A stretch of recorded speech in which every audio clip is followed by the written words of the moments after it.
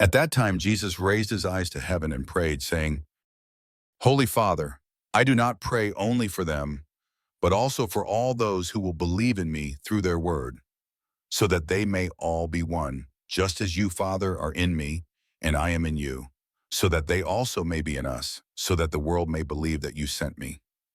I have given them the glory you gave me, so that they may be one as we are one. I in them and you in me, so that they may be brought to perfect unity, and then the world will know that you sent me and have loved them just as you have loved me. Father, I want those you have given me to be with me where I am, so that they may see my glory, the glory you gave me because you loved me before the foundation of the world.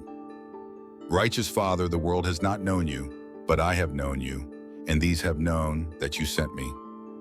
I have made your name known to them, and I will make it known, so that the love with which you have loved me may be in them, and I may be in them. The Gospel of the Lord.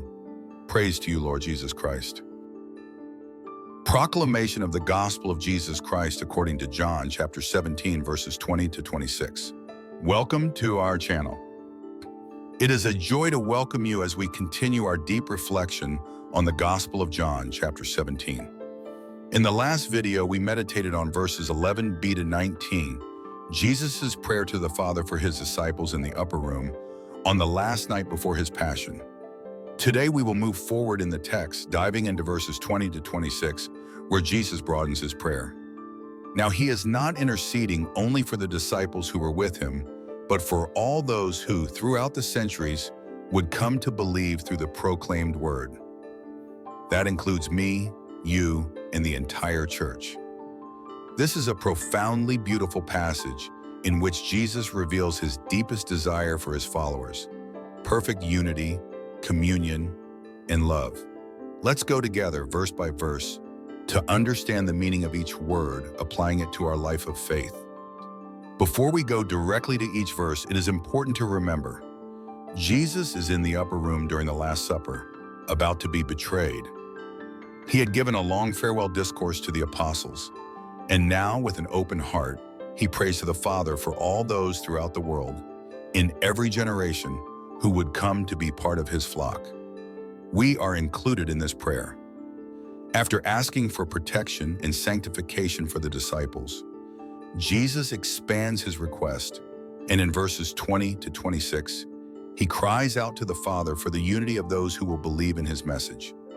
Let us place ourselves in this scene and listen as if Jesus were praying directly for us.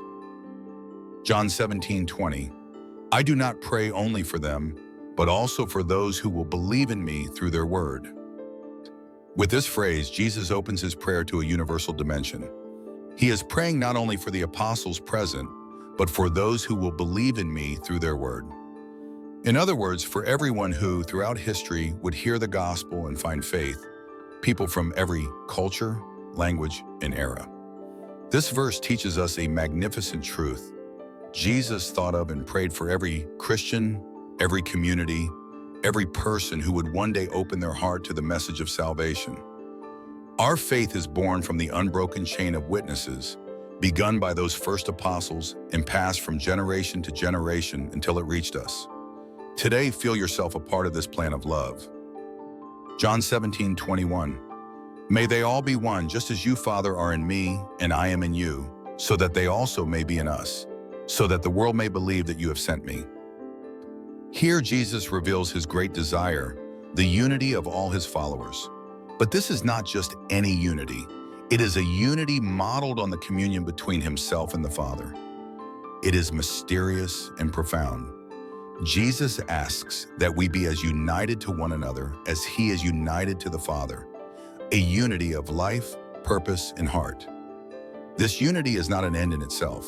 Jesus says, so that the world may believe that you have sent me. In other words, the unity of Christians is an instrument for the conversion of the world. When the world sees Christians living in communion, overcoming divisions, forgiving and welcoming one another, God himself is revealed. Our mission to proclaim the gospel depends on living out this unity, building bridges where there are walls. Every act of reconciliation among Christians is a testimony that Jesus is the one sent by the Father. John 17:22. I have given them the glory that you gave me, so that they may be one as we are one. In this verse, Jesus speaks of glory. I have given them the glory that you gave me. What is this glory? It is the presence of God, the love of the Holy Spirit, the divine life shared with all who believe. It is not a glory according to the world's standards, power, wealth, fame, but the glory of communion, of selfless love, of giving oneself for others. This glory is given precisely to strengthen unity, so that they may be one as we are one. The Spirit of God empowers us to overcome egos, rivalries, and disputes, and to live true communion. Ultimately, the glory of God shines when we become instruments of peace, forgiveness, and brotherhood. Let us ask for the grace to live and share this glory. John 17:23. I and them, and you and me, so that they may be brought to perfect unity, and that the world may know that you sent me and have loved them even as you have loved me. Here, Jesus goes even deeper in his prayer for unity. He reveals the desire for perfect unity, a state of complete union based on God's love dwelling in us. Notice I and them, and you and me. It is a chain of love that begins with the Father, passes through Jesus, and reaches us. The result of this unity is extraordinary, so that the world may know that you sent me and have loved them even as you have loved me. The world will be evangelized not only by words, but by the testimony of a community that loves with God's own love. This challenges us to grow in communion with God and with one another, so that our very lives silently proclaim the gospel. John 17:24. Father, I want those you have given me to be with me where I am, so that they may see my glory, the glory you have given me because you loved me before the foundation of the world. In this verse, we see the affectionate and eternal tone of Jesus' desire. He asks the Father that all those who belong to him may be gathered together, be in his presence, and share in his own glory. It is a call to eternity, to fullness of life at Christ's side beyond this fleeting existence. Jesus speaks to us about his glory shared with the Father before the foundation of the world. He longs to share with us this eternal beauty, this unending communion. Here we find an invitation to heaven, to the contemplation of God face to face. The love of Jesus calls us to a communion that already begins here with him and will be complete after this life. That is why we continue on in hope, knowing that we are called to a destiny of glory. John 17:25. Righteous Father, the world has not known you, but I have known you, and these have known that you sent me. Here Jesus contrasts the knowledge of the world with the knowledge that he has of the Father. The world, understood as those who close themselves off to love and truth, has not truly known God. But Jesus came to reveal the face, the intimacy, the very heart of the Father. And more, those who have welcomed Jesus, including us, disciples of every age, have recognized that he is the one sent, the beloved Son.